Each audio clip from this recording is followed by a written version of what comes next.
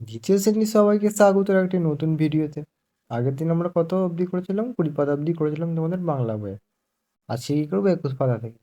কি আছে মজার চিড়িয়াখানা। গিয়েছিলাম চিড়িয়াখানায়, বলগা হরিণ, ভাল্লুক দেখলাম।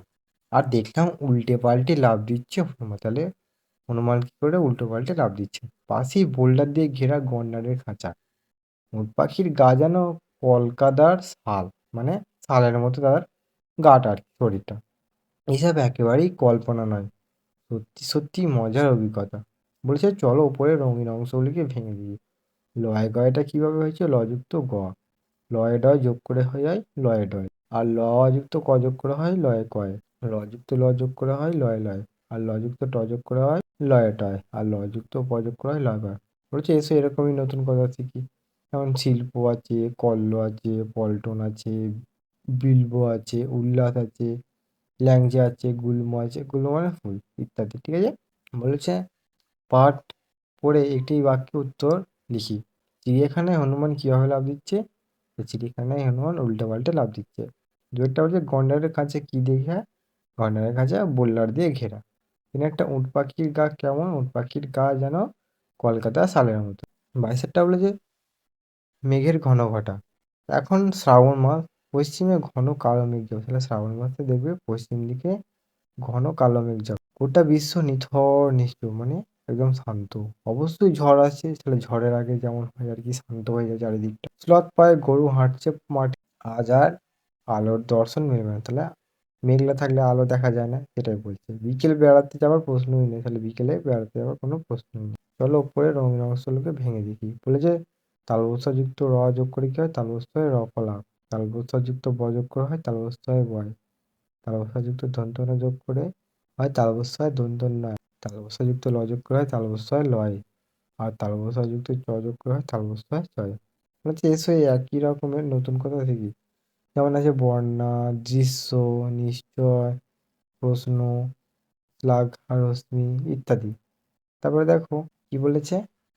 তারপরে দেখো তালবস্যায় র ফলা, তালবস্যায় র ফলা আঁকা, অ আছে, তারপরে দন্তন্বয় আছে, ময় আঁকা আছে।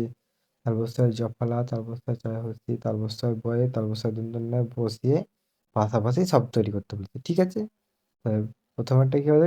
দৃশ্য, তারপরটা হবে শ্লাঘা, তারপরটা হবে প্রশ্ন, তারপরটা হবে পশ্চিম, তারপরটা হবে শ্রাবণ, তারপরটা হবে শ্রুতি, তারপরটা হবে বিশ্ব, তারপরটা হবে শ্রান্ত, স্লোয়াত, আর লাস্টেরটা হবে কি বিশ্রাম।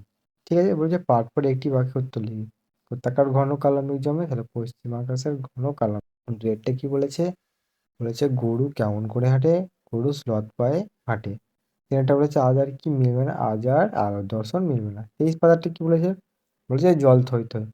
সকাল থেকে বৃষ্টি, কিছুই শুষ্ক নয়। বৃষ্টি হলে কিছুই শুকনো থাকে না। বর্ষাতি গায়ে লোক চলেছে পথে। বর্ষাতি মানে কি আমরা রেনকোট বলি না ইংরেজিতে, ওইটাকে বলি। কোনো ক্রমে গা বাঁচাতে এই শ্রেষ্ঠ পথ, মানে গা মানে কি শরীর যাতে না ভিজে, এই জন্যে সবাই রেনকোট পরে যাচ্ছে। একমাত্র কৃষ্ণ কাকুর দোকান খোলা, যাই সরষে আনতে। চলো উপরে রঙিন অংশগুলিকে ভেঙে দিই। তাহলে মূর্ধন্যস্বরযুক্ত ক যোগ করে কি হয়েছে? মূর্ধন্যস্বর কয়। মূর্ধন্যস্বরযুক্ত ঠ যোগ করে কি হয়েছে? মূর্ধন্যস্বর ঠয়। আর মূর্ধন্যস্বরযুক্ত ট যোগ করে কি হয়েছে? মূর্ধন্যস্বর টয়। আর মূর্ধন্যস্বরের সঙ্গে মূর্ধন্য যোগ করে কি হয়েছে? মূর্ধন্যস্বর মূর্ধন্যয়। ঠিক আছে? আর একটু পেট খারাপ মূর্ধন্যস্বর আর কি। বলেছে এসো একই রকমের নতুন কথা শিখি। নষ্ট, সৃষ্টি, পুষ্করিণী, পৃষ্ঠা, কাষ্ঠ, বিষ্ণু, বৈষ্ণব ইত্যাদি। নতুন একটা শব্দ বানায়। মূর্ধন্যস্বরটা আছে কি হবে? সৃষ্টি হবে আর বৃষ্টি হবে। আর মূর্ধন্যস্বর ঠয়ে কি হবে? কাষ্ঠ হবে আর সৃষ্ট হবে। ঠিক আছে?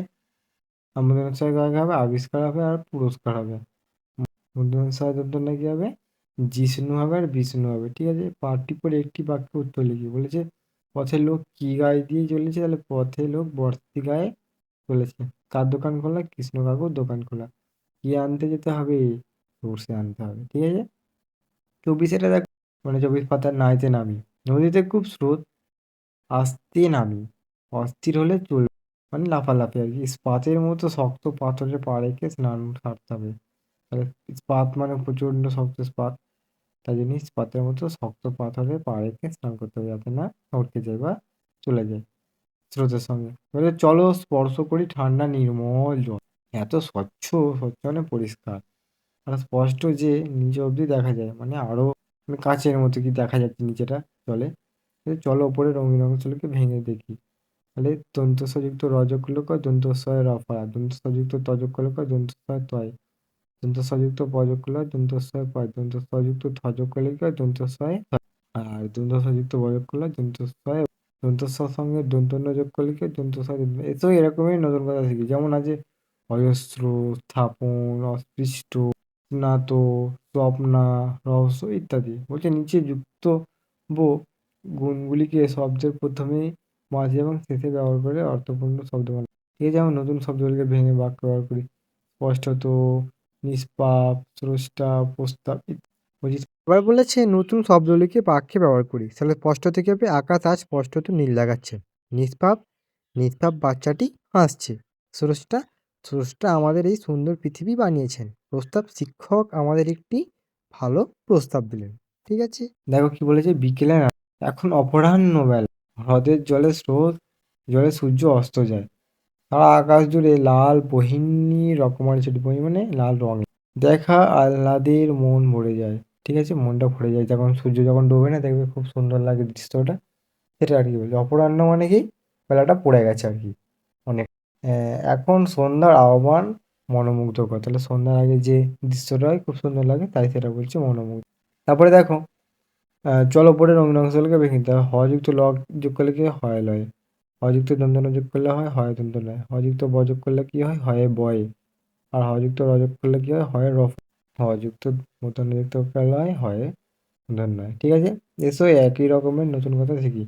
যেমন হচ্ছে পূর্বাহ্ন, সায়াহ্ন, চিহ্ন, দাহা, প্রহ্লাদ, ঠিক আছে ইত্যাদি। বলছে ঠিক জায়গায় যুক্তবন্ধনী বসে। তাহলে পূর্ব সঙ্গে কি হবে, হয় দন্ত, পূর্বাহ্ন। মধ্যার সঙ্গে কি হবে, মধ্যাহ্ন। তার সঙ্গে কি হবে, হয় দন্ত, সায়াহ্ন। তারপরে অপরাহ্ন। ঠিক আছে, আর বলছে পাঠ করে একটি বাক্যে উত্তর লিখি। তাহলে বিকেলে আরেক নাম কি, বিকেলে আরেক নাম হলো অপরাহ্ন। আর জলে সূর্য অস্ত যায়, হ্রদ বা হ্রদের জলে সূর্য অস্ত যায়। আর তিনেরটি কি হবে, আকাশ জুড়ে কিসের রকমারি ছটা, আকাশ জুড়ে লাল বহিনী রকমারি ছটা। ঠিক আছে, তো আজকে এইটুকুই থাকবে তোমাদের। পরের দিন আমি তোমাদের যে ইংরেজি বিষয়টা আছে ক্লাস 2 এর, সেটা শুরু করবো। ঠিক আছে, ভিডিওটা কেমন লাগলো অবশ্যই বলবে। ভিডিও ভালো লাগলে চ্যানেলটি সাবস্ক্রাইব করে দেবে এরকম ভিডিও পেতে আরও। তো চলো, আজকের জন্য এইটুকুই।